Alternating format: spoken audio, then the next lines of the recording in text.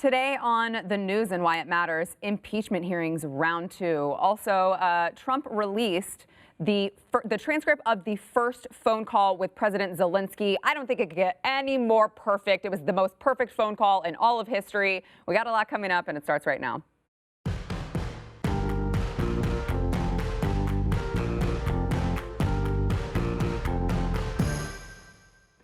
Welcome to the news and why it matters. I am Sarah Gonzalez. Happy Friday, everybody. We have got a good show lined up for you today. We've got host of Slightly Offensive, Elijah Schaefer, back in the house, doing double duty here at putting in my time to get the paycheck and get on all that millions of dollars, you know? Yeah. 2 days a week. Well, I feel like, you know, this may be a little safer than your normal videos that you do. Yeah, people are nicer. Nobody's throwing pee at me or like no one's bear maced me. Yet. I'm still looking at her. She's got me like a weird eye.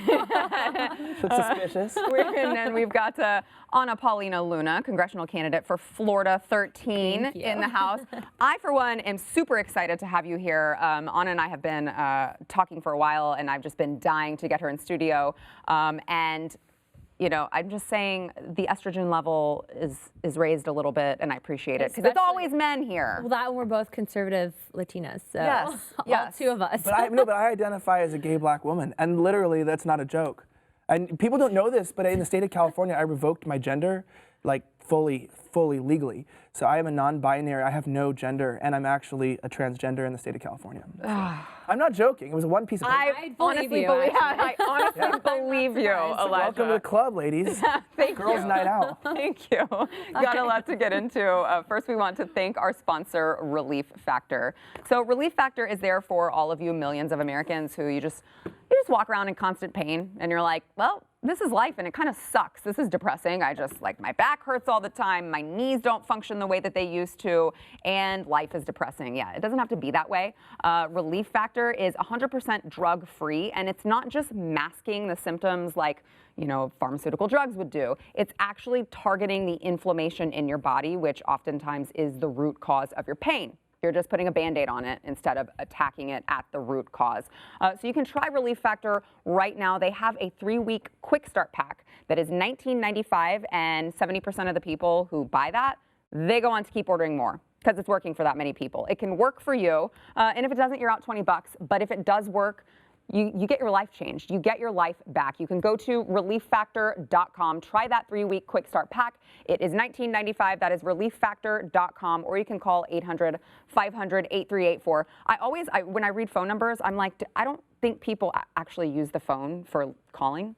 No, they use I'm always like, links. They click the links. Yeah, go to the website, and then I'm like, if you use the phone anymore for its original intended purpose, then you can use that phone number as well. Got a lot to get into. First, let's tackle this transcript of the most perfect phone call. Now, the original transcript between President Trump and President Zelensky that was released was the second phone call that they had. And this was the one where Democrats say, oh, there was quid pro quo. And there wasn't. Correct, right. If you read it, you'll see there wasn't. Right, right. Well, but it was implied, Anna. It was implied. I know, and they don't want to let you know who the whistleblower is, right. And they don't want to release, their hearings. I mean, the whole thing, if you actually think about what they're doing, it's actually scary because at the end of the day, they've been moving for impeachment since, 16 days after the president basically won. Was it the Washington Post that came out with the article that said, here begins impeachment? And since that, we've spent literally millions of American taxpayer dollars. They failed with the Russian hoax. They sent every single person, female accuser of rape and molestation against the president. So most of them were proved wrong, and then now you have this. And I think it's really unfortunate because it makes our jobs harder, especially when you're just trying to solve some of the basic problems we have in this country. Like the USMCA, the Dems won't even vote on it. They care more about impeaching the president, and it's unfortunate because we suffer. Yeah, it really is. It shows you what their priorities are and how much they really care or don't care about the country, really. So this phone call that they just released, it's just, it blows my mind that we are, as you said, we're spending all of this time on impeachment. And if you read this transcript, which is what, 4 pages, 3 pages, if you read this, it's basically President Trump saying, hey, congratulations, you just became president, you're president-elect. Zelensky's like, thanks, learned a lot of my tactics from you, worked out. They're all, well, you did a great job. Oh, no, well, you did a great job. Well, I'd love for you to come into my swearing in. Well, I mean, I don't know if I can come in. We'll see. I might be able to send someone if I can't come in. And, you know, you should come to the White House sometime. Oh, great. I'd love that. Okay, well, good luck on your speech. All right, bye-bye then. That was it. That was it. And it just blows my mind that we are talking about impeachment over these phone calls where there's no there. Yeah, if people don't believe it, highly recommend read it for yourself. Yes. I mean, it's available online. The president literally just tweeted it. And I hate to say that you have to go to his Twitter, but obviously we know right now that if you go to some of the mainstream news sources, you're not going to get the correct information. So I tweeted it. You tweeted it? Yeah, go to I her tweeted page, it out. find it. I'm going to tweet it from your page. And so find that information, verify for yourself. But I mean, if you read it, you'll see that they really are full of it. And I hate, they're full of Schiff. But it really is true, though. And what's interesting is what people don't understand is a good example of how misleading the media is, especially the government and working cooperation with them on something like this, is that by keeping something a secret or by not basically releasing all the information, they're able to mold the narrative however they want. So, like, for instance, just this last week, there was a right-wing protest inside of a Turning Point event against Charlie Kirk. Okay, but every single major media news outlet took pictures of protesters or counter-protesters who were protesting left-wing protesters. So these are right-wingers that are pro-Trump. They're wearing MAGA hats, and they were actually yelling at left-wingers. So they took those people's pictures and then said there was a protest inside against Donald Trump Jr., which wasn't the case either. Didn't release any clips, any video. They just took a picture. I was there at the event. I saw CNN was rolling that segment. CNN, right? Newsweek, Huffington Post, The Hill. They took a picture from outside, made up what happened inside, and then it made national headlines. They talked about it all day. That's what they're doing with this thing, too. And then you actually see what happened, and you go, that's not what happened. Now, I read this one quote in this particular transcript, and while I'm a reasonable, sane person, so I look at it and say, well, this is nothing. But knowing how the Democrats have acted with this last transcript, knowing how they will just imply something, assign intent to something, assign motive without having any sort of evidence to back it up. I looked at this quote from the president where he says, he talks about when I owned Miss Universe, they always had great people. He said, when you're settled in and ready, I'd like to invite you to the White House. We'll have a lot of things to talk about, but we're with you all the way. And I read that we'll have a lot of things to talk about, and I said, there it is. They're going to take it out of context. Yeah, they're gonna read that and say, oh, I mean, he was going to talk about Joe Biden. That's what he was going to talk about. I really want to know, though, why are people focusing, if this is really some horrible offense, well, then what happened when President Obama was caught on a hot mic talking to, I believe, Putin, saying that I can help you more when I get out of office? I mean, that's probably worse than what we're seeing now, and even then. So, I mean, what do you expect world leaders to talk about? They're not going to sit there talking about golf, I assure you that, especially when you're dealing with, the most powerful country in the world, the United States, and the most powerful leader in the world, Donald Trump. And so I think a lot of people are missing this concept. And then when you go to try to talk to someone, even on my way here this morning at the airport, I was talking to this woman. She goes, oh, are you a Republican? And it's like, it's really sad that people are so tribal with it now, because there's certain things that we can't even fix when we have the good intention to do it all along. But it's because people have become so brainwashed with this and they're not verifying the sources. Yeah, and you mentioned President Obama, which along with that, we've got Joe Biden, when he was vice president, on tape, literally bragging about a quid pro quo. Yeah. I mean, but what's really interesting, I think, about this is that with the criticisms of Trump here, basically people are criticizing him for trying to have good relationship with a country, by the way, which is in proxy to opposition with Russia. Yes. And if anything, because of the push of trying to get Donald Trump to be harder on Russia, what would probably be the next best decision? I would say go into a proxy country, probably on the border, make a good relationship with the president, and try to establish a good long-term agreement with them. Yeah, presence with them. So by coming to him and saying, hey, man, look, we want to be with you. We understand you got Crimea annexed. There's a lot of insurrection. You have people who are Russian loyalists that are inside of your country. Some of your biggest cities like Odessa have been burned, have been blown up.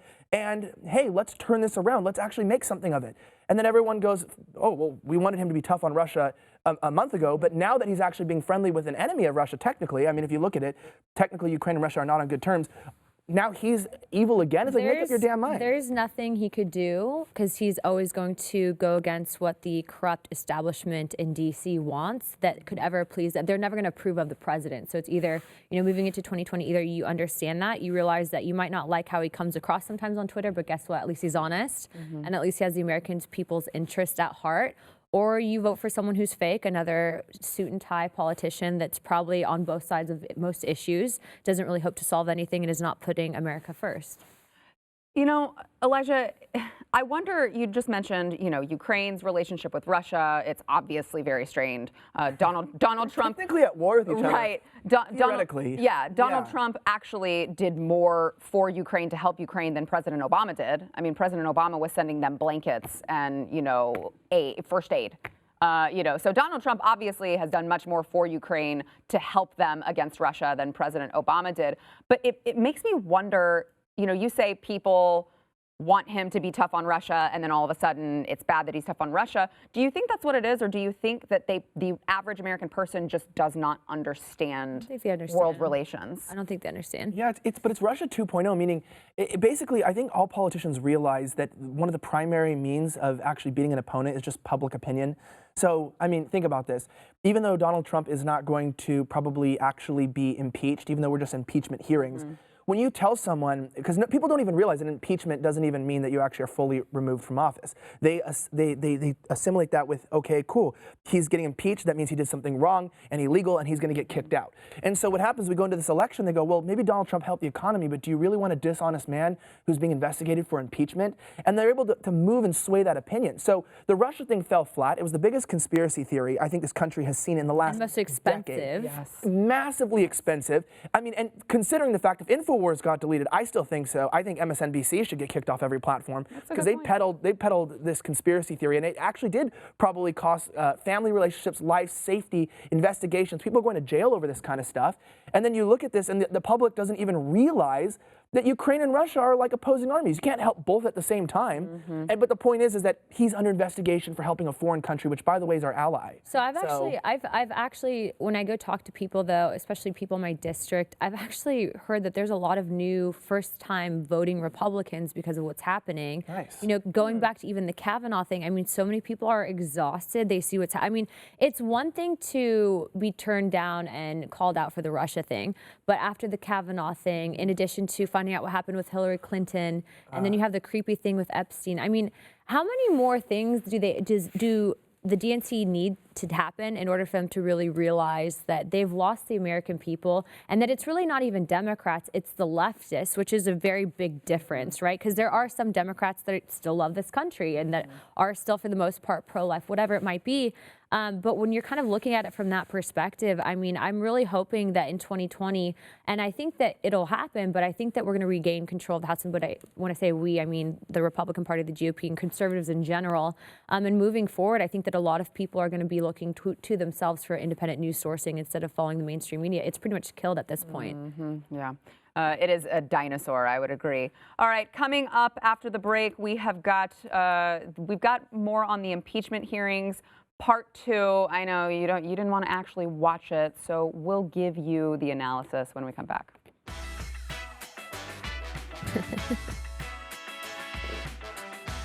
Cheers.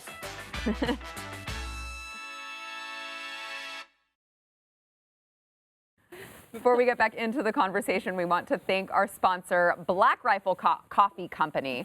Now, Black Rifle is, of course, a veteran-owned and operated premium small-batch roast-to-order coffee company, just for people who love America, which should be you if you're watching this program. Thank you very much.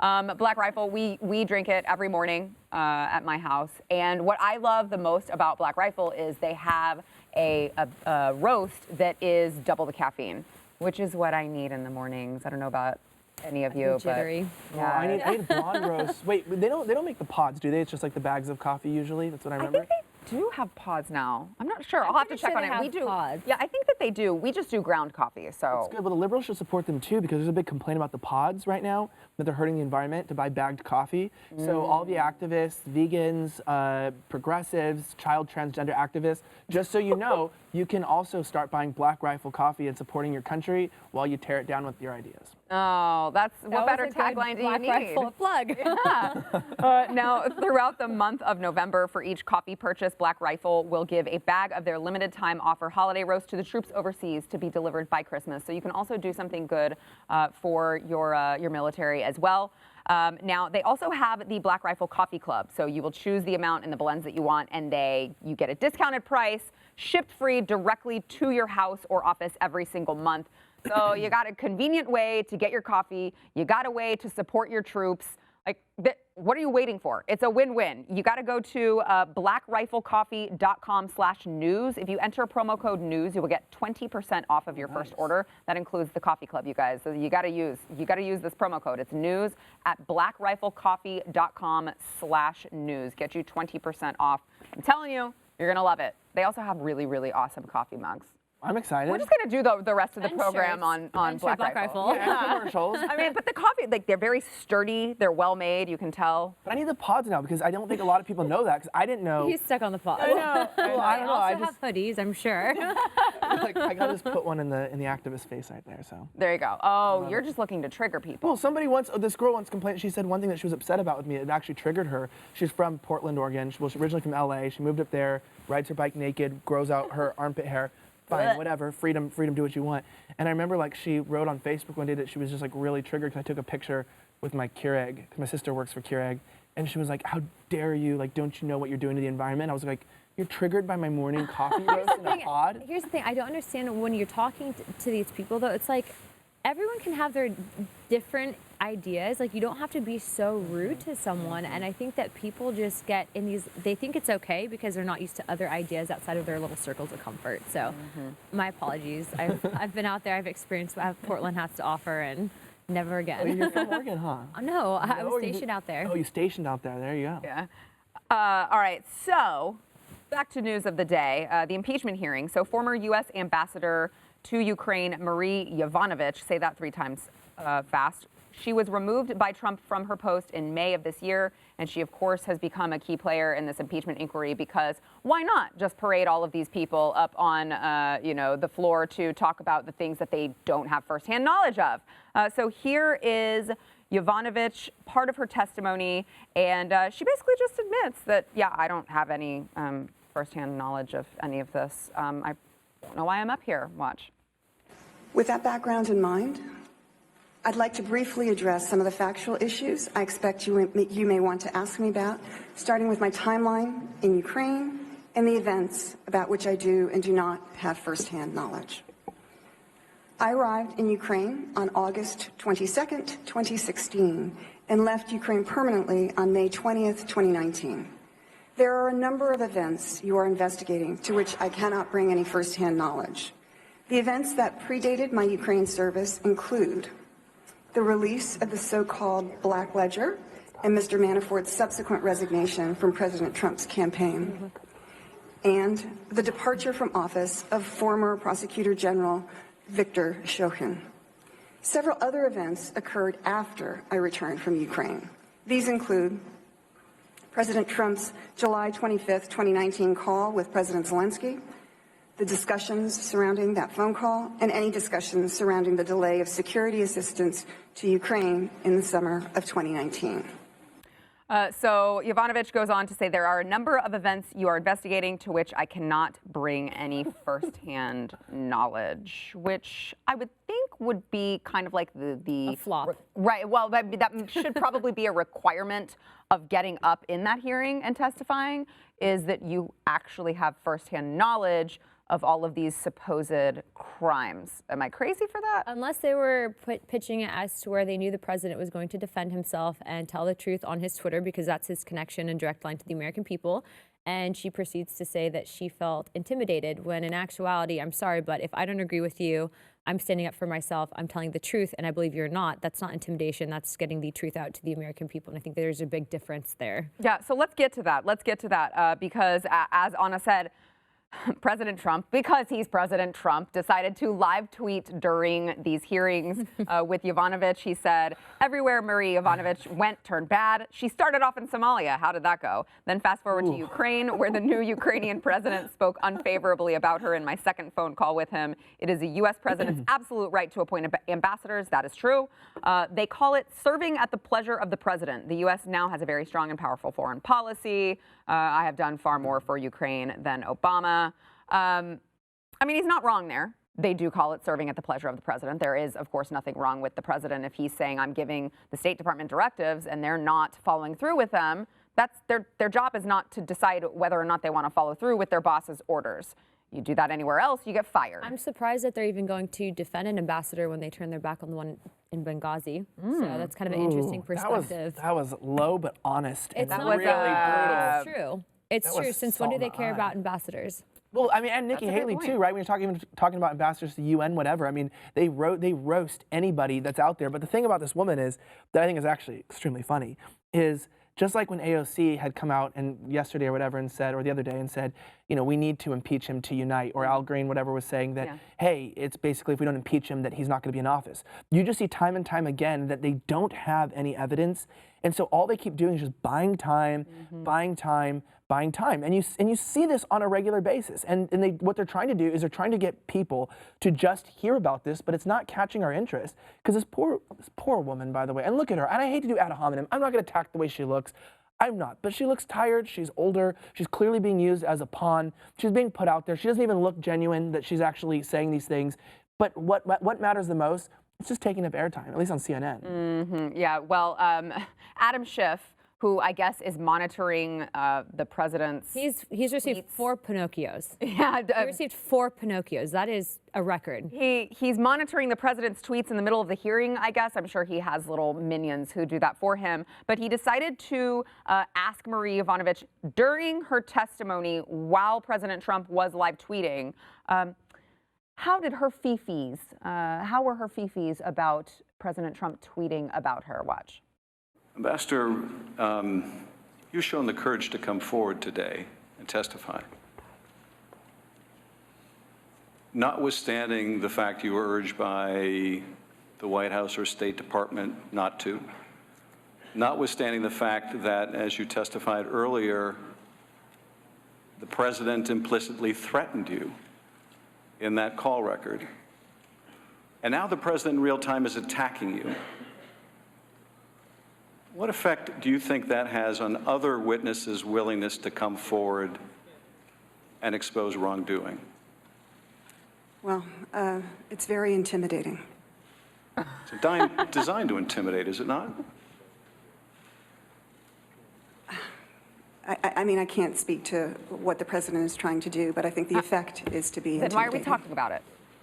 Well, I want to let you know, Ambassador, that some of us here take witness intimidation very, very seriously. Oh, I can't take it. NCIS. Bing. But look at the guy behind her. Look at the guy behind her. If you saw that, he was just like this. Like he was like even the people in the room were just like. Aren't even taking it seriously. But here's the problem. They're actually lying. They're lying on the American taxpayer's dime. This is something that didn't happen. They're using this woman, and they're trying to push the whole bullying aspect, which I'm sorry, but if you're a sitting ambassador, you were at any point, you're not the type to roll over with the punches, period. And so that whole thing, it really discredits people that are bullied, that are intimidated on a regular basis. And I'm sorry, but as a woman and someone who's pretty considerate when I look at certain things, there is nothing intimidating about that. He's telling his honest opinion. So since when is that? Well, I guess you would know. Too, but it was just facts. Like he was just sharing things, and also it kind of corroborates his idea or his perspective that she wasn't good at what she did. If she's going to go turn around, go back on the floor, and then say I'm feeling intimidated by the president, just stating facts about what really happened or what didn't happen. I mean, that shows you probably how she actually was in actuality with her policy and when she was on the field in these countries. If she's intimidated by tweets, take her out of the field. She was in Somalia, okay? So I'm not kidding. Like if she was actually intimidated by a tweet, how did she make it through Somalia? I'm serious. Somalia's a rough country. Well, I don't think anyone's arguing with you if Somalia is a rough country or not. I'm just saying, like, it's so played. Like, you can see. First of all, Adam Schiff. Real quick, 'cause I gotta go. Yeah, this isn't my show, but I'll say things like this. He looks like a corpse. He looks like a dead man, and like where they force the eyes open, and it's a scripted corpse talking to a woman who's clearly done a poor job, and she's just taking the bait for the American people. It's really sad. All right, back in a minute. It does have that. He looks like a corpse. Crazy guy. You know when they like, put the coins in the eyes and the guy's dead? Before we go into overtime, want to make sure everyone knows where they can find more information about Anna's campaign and donate. Anna? VoteAnnaPaulina.com or on my URL, either on Facebook or Instagram. You can find me there. And you had some issues with social media deleting your links, right? Yeah, so my campaign video was censored. I had it removed 28 times, my donation link. It's been an uphill battle. All right, I want to get into that after the break. I want to talk about that.